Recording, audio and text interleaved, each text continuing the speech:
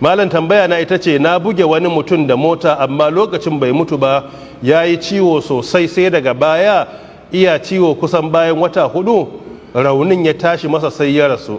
Shin malam zan yi azumi ne ko ba zan yi ba? Allah ya mai da malam gida lafiya.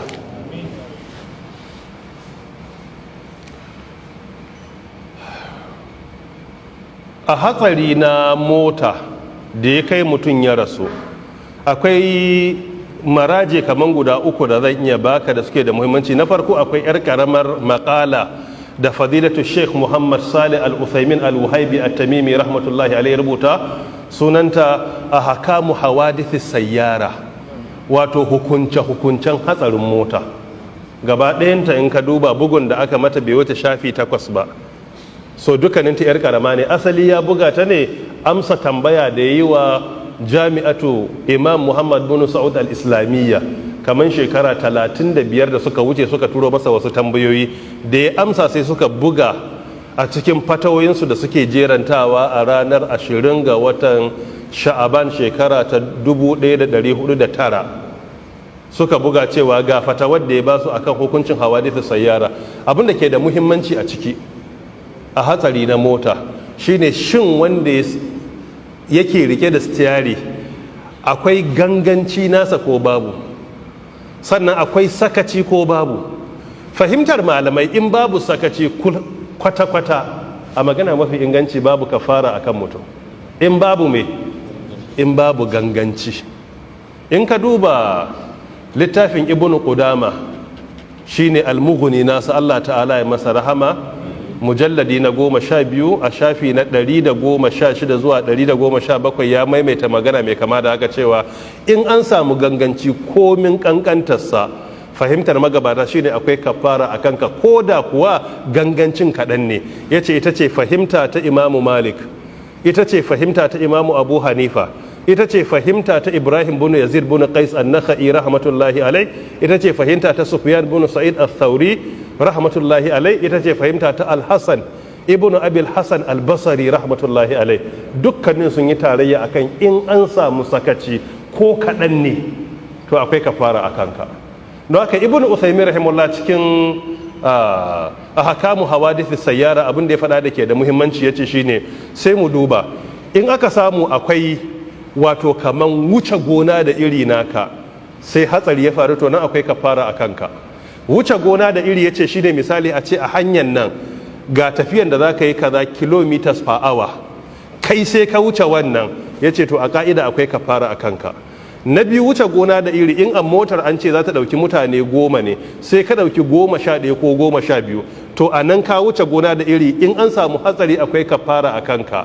Sannan na uku wajen wuce gona da iri, idan da aka yi motar sai aka ce masana suka ce kar motar nan ta yi tafiyan da ya wuce kilomita 200, kai sai kai 203 ko da 4 da ita, a nan ya ce akwai kafara a kan abu ya faru. Don me? Don ka wuce gona da iri, iyakar da aka baka baka tsaya ba. Ko kuma ya ce na biyu a samu akwai level na ganganci ko sake ko tare da kai, irin sake da ake da shi na abu, wato kamar a ce negligence, a samu tsananin sake. Misalin saken a ce tayan motar nan ka'ida duk shekara a canja, sai ka bari ya kai shekara 1 da rabi ba a canja ba, kaga an samu sake. A nan in aka samu hatsari da ita musamman dalilin tayan akwai me? Akwai kafara a kanka.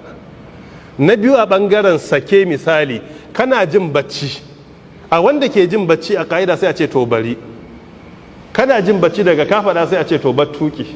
Ran da ina tare da amini na Professor Zulum haka ya faru, ma tafiya ce ina jin bacci, me abin ya ce bismillah karbi motar, daga ka ce kana jin bacci sai ka yi me? Sai ka ba wani ya tuka. Ina fata an fahimta.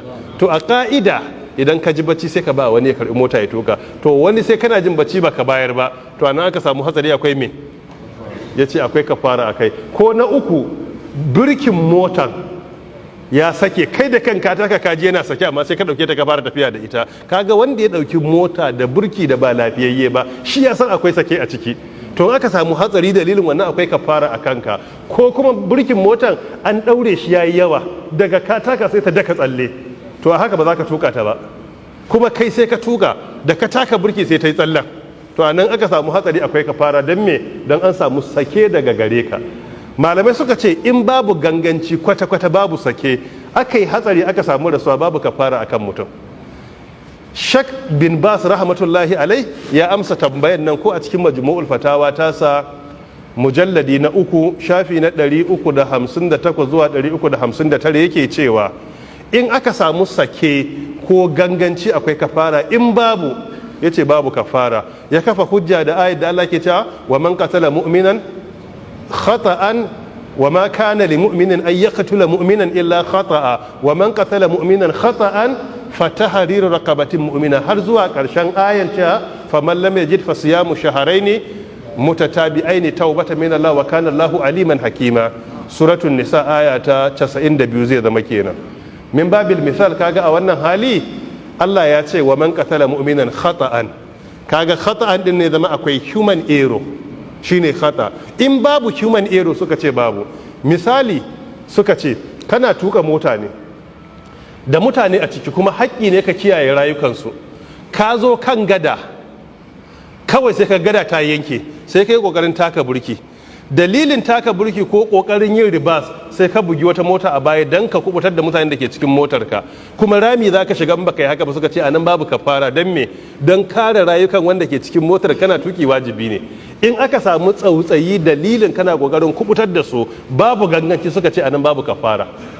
Ko kuma ka zo kana tafiya a mota normal tafiya an ce karka wuce maleji kaza, kana tafiya a daidai abin da doka ta ce, hanya kuma wacce take mai dama baka an karba kana zuwa sai ka samu ana gyaran hanya ba a sa wata alama ba, rami aka tauna a wurin, kana kaucewa ramin sai ka fada kuma wani rami, dalilin kaucewa wani sai wasu suka mutu a cikin misali suka ce babu kafara a kanka.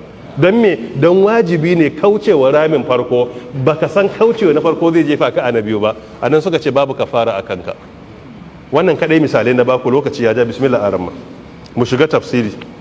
Wallahu ta'ala a'lam.